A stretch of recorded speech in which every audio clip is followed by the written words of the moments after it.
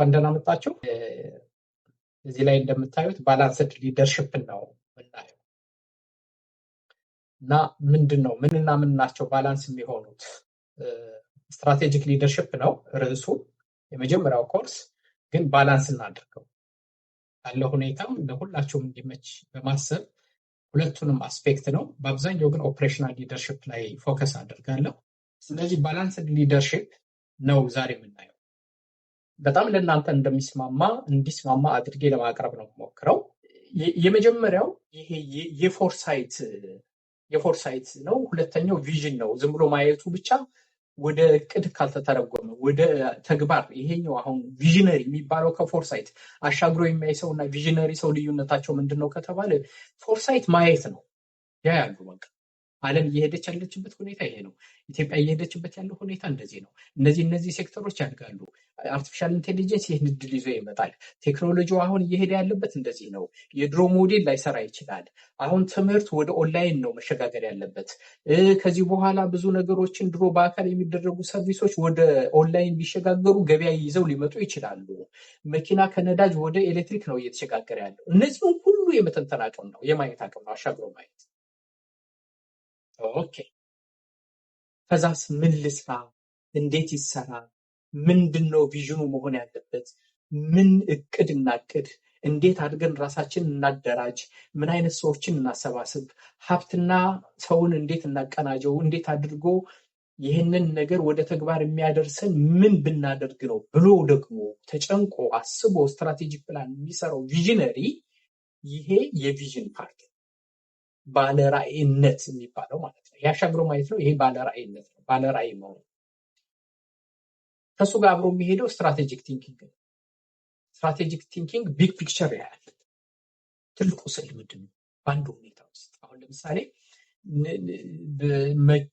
ቅድም እንዳልኩት የኤሌክትሪክ መኪና እንደሚጨምር ትሬንዱ ወደዛ እየሆነ እንደሆነ ቻይናን ማየት ወይም ሌሎችን ሀገሮች ማየት በቂ መረጃ ሊሆን ይችላል። የዓለም ትሬንድ እንደዛ ግን ደግሞ ምን ሊያባብሰው ይችላል?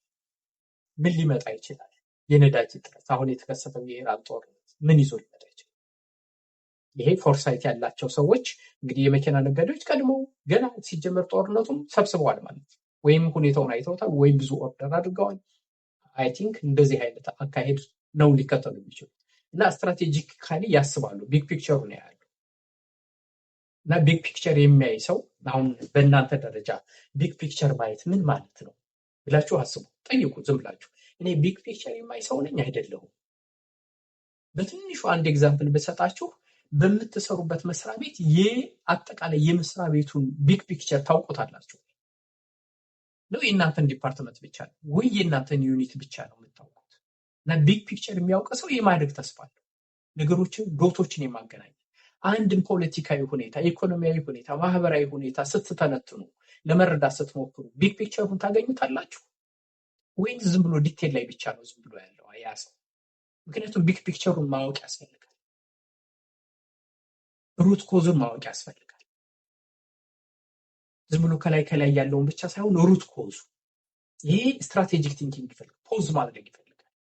አሳቢነት የሚባለው እሱ ነው እና ብዙ ነገሮች ከአስተሳሰባችን ጋር የተያያዙ ናቸው እና ስትራቴጂክ መሆን፣ አንድ ሰው ስትራቴጂክ ሆነ ከተባለ አሳቢ ነው ማለት ነው። ቢግ ፒክቸሩን የሚያውቅ ሰው። የህይወትን አቅጣጫ እንደዛው ነው። ህይወት ምርጫ ናት። በኋላ እናየዋለን ኢንዲቪጁዋል ላይ። አራተኛው ኢንቴግሬት ማድረግ ነው። አሁን ለምሳሌ ብዙ ጊዜ ጥሩ አይዲያ ኖሯችሁ ግን ወደ ተግባር መሸጋገር የሚያቀታችሁ ሰዎች ብዙ ጊዜ እንደሱ ነው የሚያጋጥመው። በተለይ በኢትዮጵያ ሁኔታ ሪሶርስ ውስንነት አለ። እውቀትና ፈጠራ ቢኖራችሁም ያንን መሬት ማውረድ እንደዚህ የሚቸገሩ ብዙ ሰዎች ይኖራሉ። ሌላ ቦታ ደግሞ ገንዘብ አለ፣ ሌላ ቦታ ደግሞ እውቀት አለ። ማቀናጀት ነው የሚፈልገው። አሁን የዚህ የውጭው ዓለም እሱን ለማስተባበር ለማቀናጀት ቀላል ነው። ስለዚህ ምን አይነት ችሎታ ነው የሚፈልገው? ስትራቴጂክ ችሎታ ማለት ኢንቴግሬት ማድረግ። እስኪ ገንዘብ ካላቸው ጋር እውቀት የላቀናቸው፣ እውቀት ያላቸው ሰው ጋር እና ብዙ ጊዜ የሚያጋጥመው ችግር ሳይሎ ቲንኪንግ ነው። አሁን ብዙ ጊዜ አሁን በሀገርም ደረጃ በመንግስትም ደረጃ በነን ፕሮፊትም በግል ተቋማትም የሚያጋጥሙ ችግሮች ኢንቴግሬት አንዱን ተቋም ብዙ ጊዜ ሳይሎ ነው የሚያጋጥመው። እያንዳንዱ ተቋም ከሌላው ተቋም ጋር አይናበብም። መብራት ኃይል ከውሃ ስራዎች ጋር አይገናኝም። ብዙ ጊዜ እንደምታዩት ተደጋግሞ እንደሚታየው ኢትዮጵያ ላይ እንደዚህ ብዙ ጊዜ ይታይ ነበር። አሁን ተፈቶ ሊሆን አይዶ ነው ብዙ ጊዜ ስለሆነ ወይንም ደግሞ የውሃ ስራዎች ከሆነ ከቴሌ ጋር አይገናኝም፣ አይቀናጅም።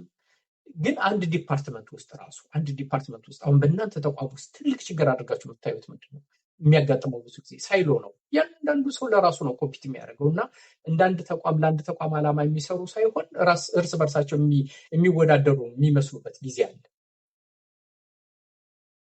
ስለዚህ ሳይሎን የመስበር አሁን በጣም ጠንካራ መሪ የሚባል አንድ መሪ ምንድን ነው? ባሪየር መስበር ነው። ኮላቦሬሽን መፍጠር ነው። ኢንቴግሬት ማድረግ መቻል ነው። አንዱን ተቋም ከሌላው ተቋም ጋር፣ አንዱን ዲፓርትመንት ከሌላው ዲፓርትመንት ጋር፣ አንዱን ዩኒት ከሌላው። እንደ ግለሰብ ደግሞ ቅድም እንዳልኩት እውቀት ያለው ሰው እስኪ እንዴት አድርጌ ነው ከሌሎች ጋር በጋራ መስራት የሚለው ሜንታሊቲ ማምጣት፣ ኢንተርዲፐንደንስን ማወቅ፣ ኢኮሲስተምን መረዳት። አሁን ንግድ ላይ የሚሰራ ሰው የሆነ ነገር የንግድ ሀሳብ ይዛችሁ ስትመጡ የመጀመሪያ ጭንቅላታችሁ ውስጥ መግባት ያለበት ኢንተርዲፐንደንስ እንደ ሲስተም ማሰብ ነው። ኢንተርዲፐንደንሱ ምንድን ነው? አሁን ለምሳሌ የትራንስፖርት ተቋም በመሰረት ምንድን ነው ያንን ትራንስፖርት ተቋም ከምን ሴክተር ጋር ነው የሚገናኘው? ምን ሴክተር ይነካዋል? ኢኮሲስተሙ ምንድን ነው? ወይም አንድ ኢንፎርሜሽን ሲስተም ይሄ የአይቲ ተቋም ለመመስረት ቢፈልግ ኢኮሲስተሙ ምንድን ነው?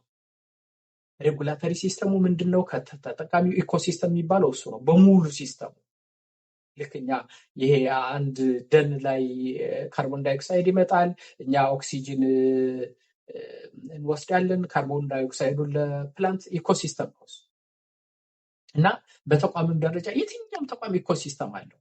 ዲፐንድ ያደረገ ነው። አንዱ ከሌላው ጋር በጣም ዲፐንድ ያደርጋል እና እሱን የመረዳት አቅም ነው። ችግሮችን ደግሞ በምንተነትንበት ጊዜ ሲስተሚክ ቲንኪንግ፣ ይሄ ሁሉ ኢንቴግሬቲቭ ነው። ኢንቴግሬቲቭ አሁን አንድን ችግር ስንረዳው የከሌ ችግር እኮ ነው ከሌ ቢወገድ እኮ አሁን ብዙ ሰዎች እዛ ላይ ነው በቃ የሚዳክሩት። ብዙ ጊዜ እኔ የሚታይ እንደሱ አይደለም። የሆነ ሰው ተወግዶ የሆነ እንትን ብሎ ሲስተሚክ ችግር ከሆነ ሩት ኮዙ ሌላ ከሆነ ያ ሲስተም ተቋማዊ ከሆነ ችግሩ ሲስተሚክ ከሆነ ችግሩ ተቋማዊ መፍትሄ እስካላገኘ ድረስ ሲስተሚክ ሶሉሽን እስካላገኘ ድረስ ሶሉሽን አያገኙም ሰዎች በመቃየራቸው። ይሄ ኢንቴግሬቲቭ ሊደርሽፕ ወይንም የዚህ የስትራቴጂክ ኮምፒተንስ አንዱ የሚፈልገው እሱ ነው። ሌላው አምስተኛው አዳፕቴቢሊቲ ነው። አዳፕቴቢሊቲ በጣም ተለዋዋጭ ዘመን ነው። ይሄው እንደምታዩት አሁን በዚህ 7 ዓመት ምን ያክል ነገር ተቀይሯል። አሁን ኢትዮጵያ ውስጥ አይደለም በዚህ 7 ዓመት በዚህ 7 ወር ስንት ነገር ተቀይሯል። አሁን ተቋማት እንዴት አድርገው ነው ስትራቴጂክ እቅድ የሚያቅዱት? በዚህ ዘመን ይሰራል። አጃይል ሲስተም ነው። ቶሎ መከለስ አጀስት ማድረግ ይፈልጋል። እሱ አዳፕቴቢሊቲ ይባላል። እና ሬዚሊየንስ ይፈልጋል።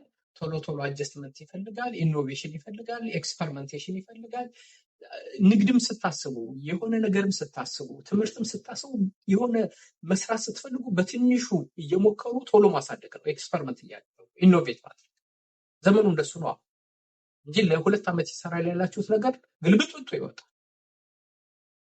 ዱባይ ላይ ይሰራሉ ብላችሁ ያሰባችሁት ነገር አሁን ከዱባይ ጋር ብዙ ነገሮች ሲቀያየሩ አብሮ ቶሎ አጀስት መደረግ አለበት እና ካምፓኒዎች እንደዛ ናቸው ዚዝ ዴይስ።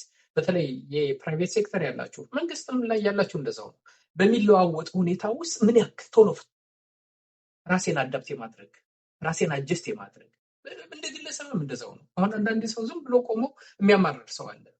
ትልቁ አዳፕት ማድረግ ነው። በቃ ምንም ልታደርገው አትችልም። ከሁኔታዎች ጋር ራስን ማስተካከል እና በዛ ውስጥ ተጠቃሚ መሆን መቻል ነው ትልቁ ችሎታ እሱ ነው እንጂ ብታማረር ቆመህ እንደ ድሮ እኮ እንደዚህ ነበረ፣ ጤፍ እኮ 30 ብር ነበር፣ 40 ብር፣ 100 ብር ነበረ፣ የኛ ጊዜ 200 ብር ነበረ፣ ዝም ብለህ በሚሞሪ ብትኖር ነው እንደዚህ ወርክ። ስለዚህ አዳፕቴቢሊቲ ነው። ሌላው ኤክስኪዩሽን ነው። ኤክስኪዩሽን ማኔጅመንት ላይ አብረን እናየዋለን። ይሄ ኦፕሬሽናል የሚባለው ፓርት ነው። አሁን ብዙ አልሄድበትም። አሁን በግለሰብ ደረጃ ትንሽ ላሳያችሁና በግለሰብ 2 ሰዎች ናቸው ይዋቸው። አንድ ሰው ስትራቴጂክ እንዳልኳቸው ስትራቴጂክ ሲባል አሁን አንዳንድ ሰው የሚመስለው በቃ ከፍተኛ ባለስልጣን ከፍተኛ ምናምን 2 ሰዎች ወሰዱት። ኢብራሂም ስትራቴጂክ አይደለም እንበል፣ ፈቃዱ ስትራቴጂክ ነው እንበል። ምንድነው ልዩነታቸው በሁለቱ ሰዎች? አንድ ሰው ስትራቴጂክ ሲሆንና ሳይሆን በግል ህይወት ራሱ ወሰዱት። በግል ህይወት ምክንያቱም ይሄ ስትራቴጂክ የሚባለው በግል ህይወት ራሱ ብዙ እንትን አለው። ይሄ አሁን ኤቭሪዴይ ላይፍ ነው። አሁን አንድ ሰው ስትራቴጂክ ሲሆን ህይወቱን እንዴት ነው የሚመራው? ሎንግ ተርም እቅድ አለው ወይ? ቪዥን አለው ወይ? ድሪም አለው ወይ? የሚሄድበትን ያውቃል ወይ? ያስባል ወይ? ጠንካራ ጎኑን አውቆ ጠንካራ ጎኑን ይጠቀማል ወይ? ከሌሎች ጋር ይተባበራል ወይ? ራሱን ቶሎ ቶሎ ይለውጣል ወይ ማለት ነው። ስትራቴጂክ አስተሳሰብ ነው፣ አኗኗር ነው። በግለሰብ ህይወት ውስጥ እንዴት እንደሚመጣ እያችሁት። አሁን አንዳንድ ሰው የሚመስለው ስትራቴጂክ ሲባል ይሄማ ለዳይሬክተሮች ለሲኢኦ ለምናምን ኖት ነሰሰሪ። በግል ህይወት እኛ እኮ እኛ ያቀድነው መንገድ ነው ምንድን ነው? የት እንደርሳለን ብለን ታስባለን? ምን እንደሚመጣ አስቀድሞ የሚያውቅ ሰውና ይኸው በነጋዴዎች መካከል ቅድም እንዳልኳችሁ ዝም ብላችሁ አስተውሏቸው። በጣም በቃ ሰክሰስፉል የሆኑ ነጋዴዎችን ውሰዷቸው። አስቀድመው ነው የሚያዩት። በቃ ይሄ ነገር ይመጣል ይላሉ። አስቀድመው እዛ ሴክተር ላይ ይገባሉ። በኋላ እነሱ ደግሞ ቀድሞ የገባ ደግሞ አድቫንቴጅ ያለው ገበያውን ይቆጣጠሩታል። ቀድመው ስላሰቡ ቀድመው ስላዩ። አሁን የኤሌክትሪክ መኪና ኢትዮጵያ ውስጥ ባይጨምር ኑሮ በዚህ ጊዜ ይሄ እንትን ፊውል ክራይሲስ በሚመጣበት ጊዜ እንዴት ጉድ ሊሆን እንደሚችል ከዚህ በላይ ችግሩ ሊበዛ እንደሚችል ማሰብ ትችላላቸው። ቀድሞ መዘጋጀት፣ በካምፓኒዎች ደረጃ ቀድሞ ጥሬ ዕቃ ያስገቡ ሰዎች እና ያላስገቡ ሰዎች እንደዚህ ማለት ነው። በግለሰብ ህይወት እንደዛው አንቲሲፔት ማድረግ፣ ቪዥን ማድረግ፣ ጎል መኖር፣ የህይወት ግብ ስትራቴጂክ የሚባለው እሱ ማለት ነው። የህይወት ምንድን ነው? አሁን ለምሳሌ ብዙ ጊዜ አይመስልም እንጂ ብዙዎቻችን ህይወታችን አሁን እኔን ጨምሮ ባለምነው ልክ ነው የሆነው። የፈጣሪ እርዳታ እንደየእምነታችን የእሱ ፈቃድ እንዳለ ሆኖ ግን በአብዛኛው ያለምነውን ነው የምሆነው። ዘበኛ ሆናለሁ ብዬ ካሰብኩኝ ዘበኛ ሆናለሁ። የቀበሌ ሊቀመንበር ሆናለሁ ብዬ ካሰብኩኝ እኔ የቀበሌ ሊቀመንበር በጣም በቃ ዴስቲኔሽን ህልሜ እሱ ነው ካልኩኝ ህልሜ ላይ በጣም ከደረስኩኝ የቀበሌ ሊቀመንበር ሆናለሁ። ከደረስኩኝ ማለት ነው። አይ እኔ መሆነው ደግሞ አይ እኔማ ሚኒስትር ሳልሆን አልሞታትም ካልኩኝ ደግሞ ወደ እሱ እሰራለሁ። ግን ያላስቀመጥነውን ግን መቼም እዚህ ደርሳለሁ ያላለውን መቼም ሩጠን አልደርስበትም። አይደለ ኢብራሂም? በጣም ልክ ነው። ልክ ነው። እና የምናስቀምጠው ጎል በጣም ወሳኝ ነው። ዳይሬክሽን እንደዚህ ነው የሚሆነው። አይ እኔ እንኳ ክለብ እየሄድኩኝ እየተዝናናው ህይወቴን እንትን ነፍሴን ትደሰት እንደምንም ወይም ሌላ ቋንቋ ተጠቅመን እንደዚህ ነው የምኖረው። እኔ እንዲህ የሚባል ቤት መስራት አልፈልግም፣ ትዳር መያዝ አልፈልግም፣ ቤተሰብ ምናምን በቃ ያ ዴስቲኔሽናችን ያስቀምጥነው ነው የመረጥነው ነው። ቪዥኑ እሱ ነው። ስለዚህ እዛ ቪዥን ላይ ነው የምንቃለው። ሰው ያላስቀምጥነውን ቪዥን አልሆነ። አይ እኔ ኢትዮጵያ ውስጥ አይደለም ውጭ ሀገር ሂጄ ኢንተርናሽናል ሰው ሁኜ እንደዚህ ሁኜ ነው የምኖረው። እሱም ቪዥን ሰው ምን የምናስቀምጠው ቪዥን ኢት ማተርስ። ቲንኪንግም እንደዛው። አይ ማንም ሰው እንደጋተኝ እኔ ምንም ሳላላምጥ ሞት ሰው ነው የምሆነው። ነገሮችን ግራና ቀኝ መፈተሽ አልፈልግም። ራሴን ማስጨነቅ አልፈልግም። ዝም ብሎ የመጣውን የሚዲያ ሁሉ ቃርማለሁ። አንድ ሀሳብ ነው። አይ እኔ ነገሮችን መመዘን፣ ማሰብ፣ ማሰናሰል፣ ማንበብ፣ ነገሮችን ግራ ቀኝ የሚያይ ሰው ነው መሆን የምፈልገው። ስትራቴጂክ ቲንከር መሆን ይቻላል፣ መዳበር ይቻላል። ስለዚህ ይሄኛው ደግሞ አሁን ለምሳሌ ስትራቴጂክ ቲንኪንግ የሆነ ነገር ሁል ጊዜ ስትራቴጂክ ቲንኪንግ እንዴት እንደሚጠቅማቸው ላሳያቸው። እንዴት ነው ማሸንፈው? በመስሪያ ቤት ውስጥ ሌሎቹ ሲያድጉ እኔ እንዴት ነው ማደግ ያቃተኝ? እንዴት ነው ማሸንፈው? ሀው ቱ ዊን ማለት ነው። ምን ባደርግ ነው? ጠንካራ ጎኔ ምንድን ነው? ደካማ ጎኔ ምንድን ነው? በህይወት አቅጣጫ ውስጥ ሌሎቹ ሲሳካላቸው ለምንድን ነው የማይሳካልኝ? እድሌ ነው የሚለውን ተውት ለጊዜው። ማሰብ ለሚችል ሰው ማሰብ እንድትችሉ ሀው ቱ ዊን፣ ጠንካራ ጎኔ ምንድን ነው? ነገሮችን ሩት ኮዛቸውን ከሲምፕተም ለይቻ ፎከስ አለኝ ወይ? ዱ አይ ፎከስ ኦን ዋት ማተርስ ሞስት? ፕራዮሪቲ አለኝ ወይ? እነዚህ ሁሉ የማሰብ ውጤቶች ናቸው። ኢን ኤቭሪዴይ ላይፍ ነው ማወራላቸው። ቅድም እንዳልኩት ኢንቴግሬትን ማድረግ ብዙ ስኬታማ ሰዎችን ያዋቸው ጠንካራ ኔትወርክ ያላቸው ሰዎች ናቸው። ወይም ጠንካራ ድጋፍ አላቸው ወይም ጠንካራ ኔትወርክ አላቸው። መተባበር የቻሉ ሰዎች ናቸው። እውቀታቸውን ከሌሎች ጋር ሀብታቸውን ከሌሎች ጋር ያቀናጁ ሰዎች ናቸው።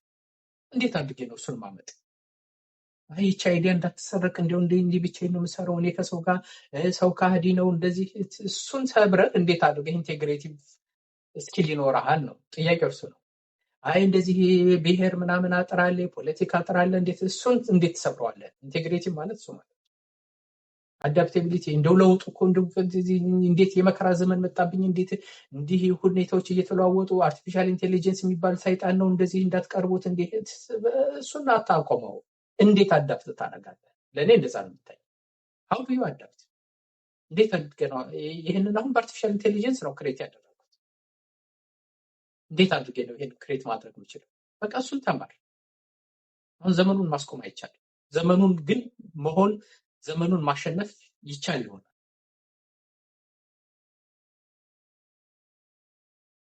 ሁል ጊዜ የአዳፕቴቢሊቲ ትልቁ ቻሌንጆች አሉት። በእያንዳንዱ እዚህ ላይ ያሳያችሁ ቅድም ያልናቸው ነገሮች በሙሉ ቻሌንጅ ስላላቸው፣ ያለ ቻሌንጅ ምንም ነገር የለም።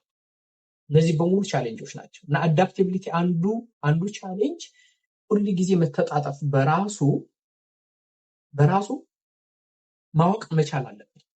ባላንስ ይኖረዋል። የሆነ ቦታ ስቴቢሊቲ ይፈልጋል እና ቢትዊን ስቴቢሊቲ ኤንድ ቼንጅ እንዴት አድርጌ ነው መቼ ነው መተጣጠፍ ያለብኝ? መቼ ነው ፒቮት ማድረግ ያለብኝ? መቼ ነው አቅጣጫ መቀየር ያለብኝ? እሱ ራሱ በጣም ከባድ ነው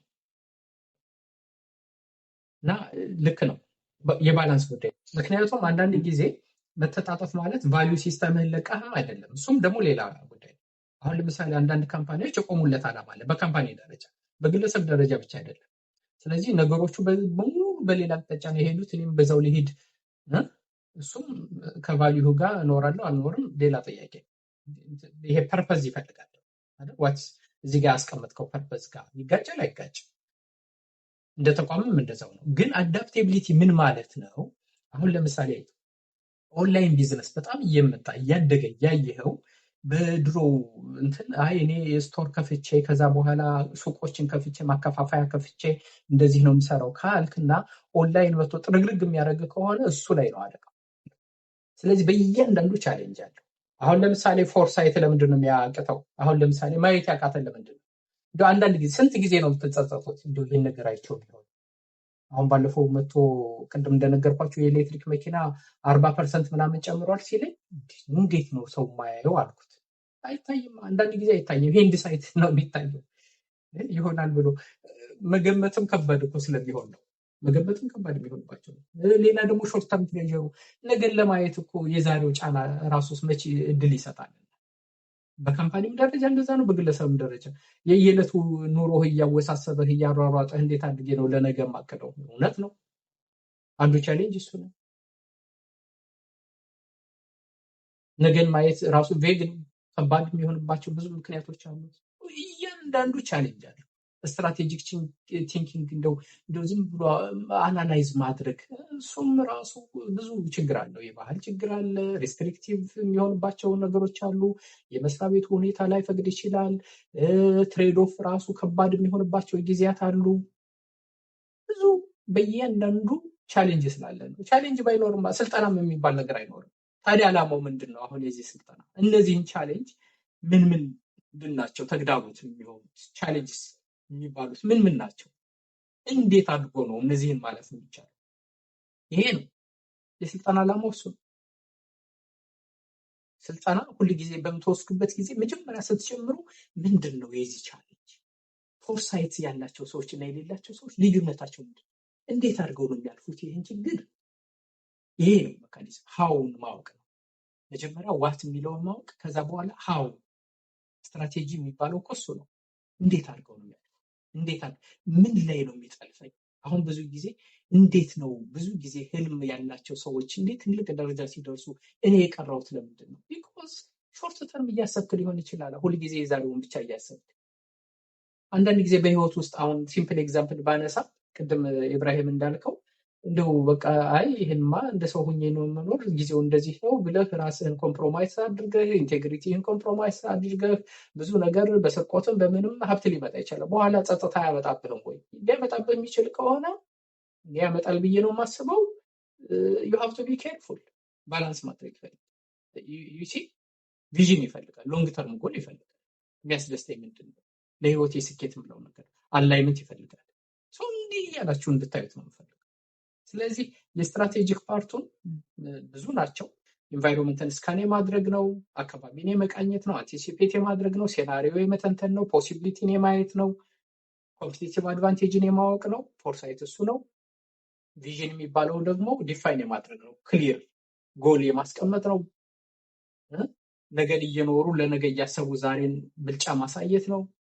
ሰዎችን ማሰለፍ ነው። ኢንስፓየር ማድረግ ነው። ሰዎችን ማቀናጀት ነው። ይሄ ቪዥን ነው፣ መሬት ላይ ማውረድ ነው።